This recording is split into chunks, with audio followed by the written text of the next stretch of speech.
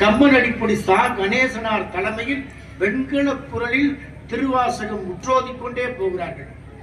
இருபுறமும் கருப்பு கொடியை கண்ட கூட்டம் பதட்டம் அடைந்த போது மகா சன்னிதானம் சொன்னாங்க, யாரும் பயப்படாதீங்க, அவர்களுக்கு பிடித்த கொடியால் நமக்கு வரவேற்பு கொடுக்கிறார்கள் என்று எடுத்துக் கொள்ளுங்கள் என்றார். கூட்டம் அமைதி அடைந்தது.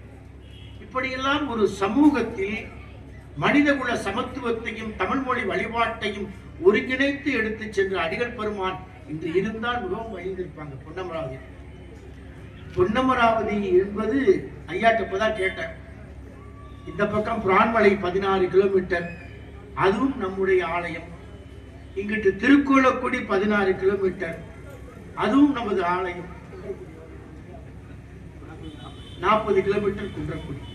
ஆக எல்லா ஆலயங்களும் ஒருங்கிணைந்து திருக்கோலக்குடியில் இங்க இருக்கிற ஆவுடை நாய்க்கு போல அங்கு ஆன்ம நாயகி, திருக்கோலக்குடியில் இங்கு ராஜராஜ சோழேஸ்வரர் இருப்பதை போல ககோலபுரீஸ்வரர், அதை போல பிரான்மலையில் ஐயாக்களா குலதெய்வம், அவங்களுக்கும் குலதெய்வம். நிறைய திருப்பணிகள்ல 2 பேர் இணைந்து அந்த கோவிலுக்கு தங்க கலசம் செய்வதற்கு தங்களுடைய நிதியை வாரி வழங்கியவர்கள் 2 பேரும்.